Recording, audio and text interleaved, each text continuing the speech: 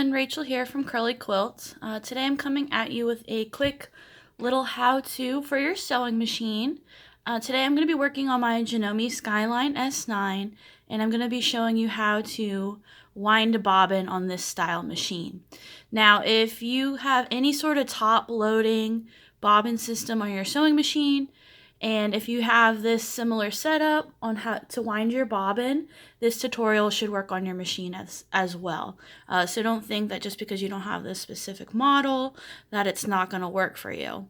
The principles are the same. So I'm going to go ahead and get started. So the first thing you want to start off with is, hold on, I'm looking for some. So the first thing you want to start off with is obviously a good spool of thread.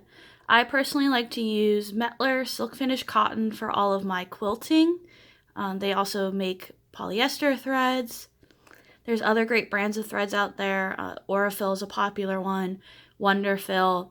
If you're going to Joann's and buying your thread, the only one I would recommend would probably be Gutermann, or if they have Sulky, the Sulky's not too bad. Don't ever use Coats & Clark or Dual Duty on a computerized machine, especially one that has automatic thread tensions. Coats & Clark and Dual Duty are very cheaply made. That's why they're only $1 a spool. So you kind of get what you pay for on those types of threads. So think of your thread as your gasoline, okay, in your car. If you have a diesel truck and you put gas in it, it's not going to work for you, right? If you have a race car, you cannot put unleaded regular gas in it. You have to pay for the premium. Now, going up to a brand like Mettler or a nicer thread, yes, it's going to be a couple dollars more than the Gutermann or the Dual Duty, but you'll actually save money because you're not constantly having to rethread. Okay, so to put our thread on, I always start with it up like this, and then I tilt it to the left and slide it on here for you. You want to use a spool cap. This is what a spool cap is. Basically, it just holds your spool of thread down so it doesn't wiggle around on you. And you always want to use one that's really close in size to the spool you're working with, or even smaller, because otherwise the thread will get caught up on that spool cap for you. Okay, so we're going to grab our thread. I always kind of pinch my thread to give it a little bit of tension when I am winding the bobbin, threading the needle, things like that. Okay, so I just went underneath here, around, and now I'm going to make my way towards my bobbin, which is right here. Okay, so let me kind of move the camera up for you. It's kind of hard with the setup to move it at all. Let's see. So you can see here, there's lines. There's a picture of a bobbin right here.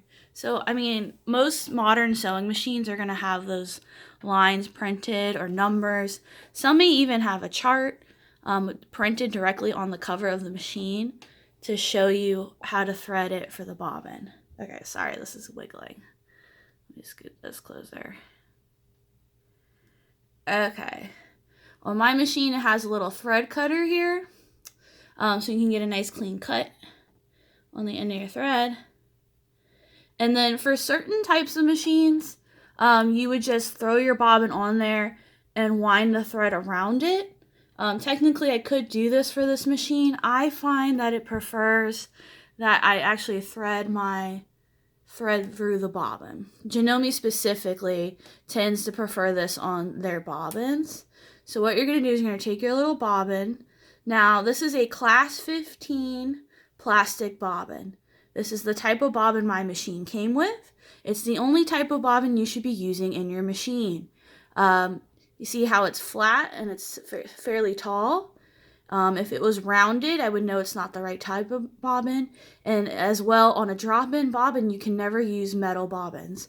I know there are some cheap singers and cheap brothers out there that will be like, yeah, you can use a metal bobbin.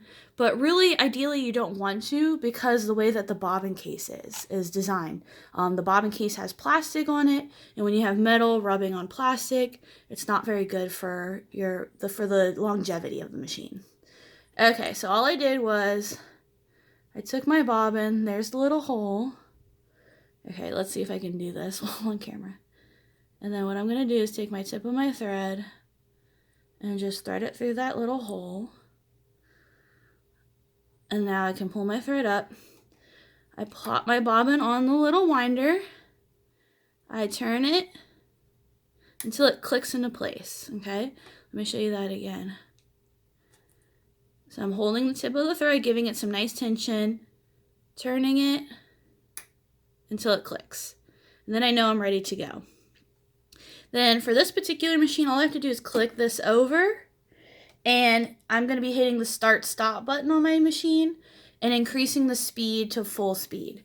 On other machines, you may have to use your foot control, but if you can use a start-stop button, I highly recommend it because it's going to maintain the speed more consistently for you, and that way you'll get a nice tension on your bobbin.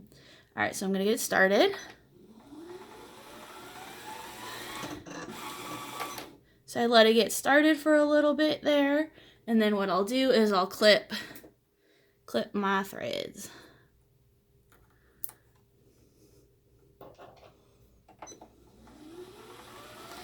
And then I just let it wind.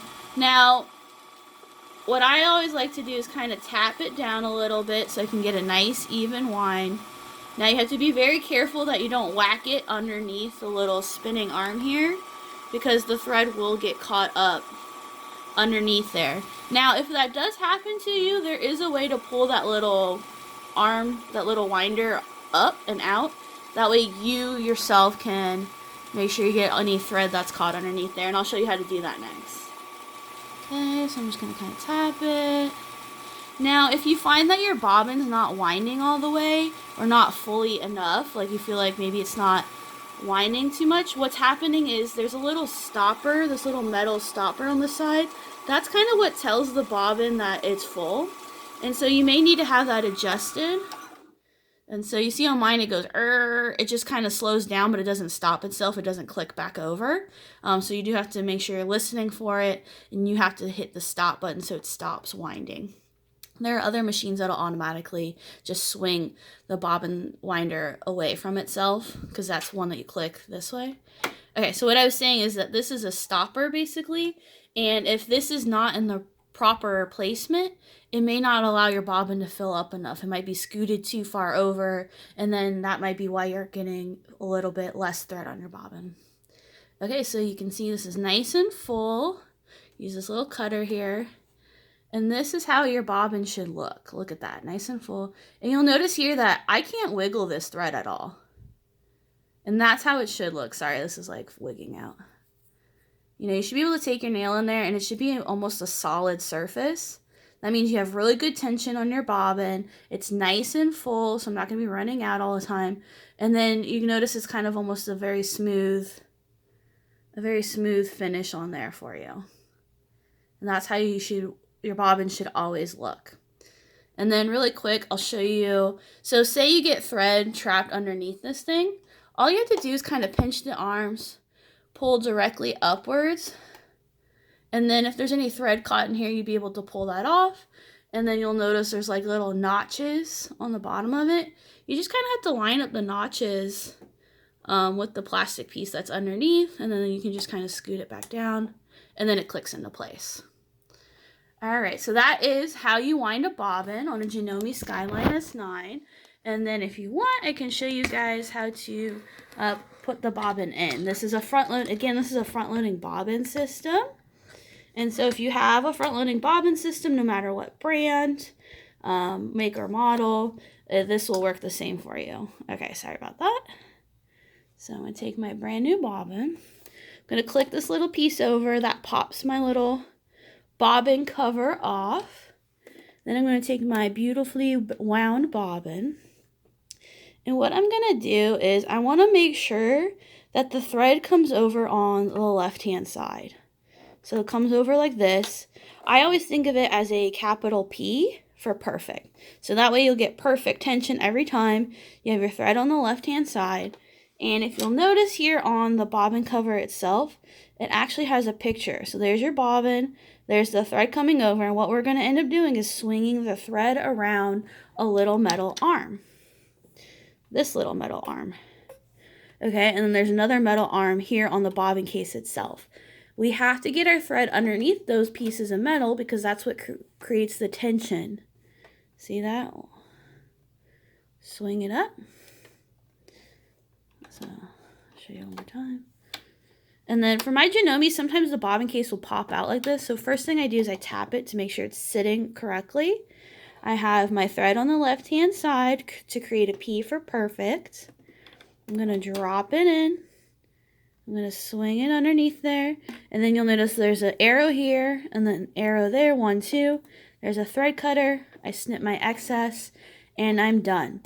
And what's nice about a top-loading bobbin system is I don't have to pull my bobbin thread up.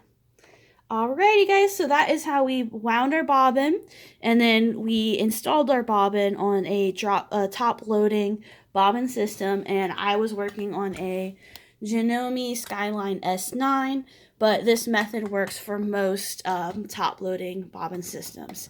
If you have any questions, feel free to leave me a comment below. Otherwise, I'll see you next time when I show you how to thread the needle using the needle threader. I'll also show you how to change the needle and then change out your different presser feet. All right, bye guys.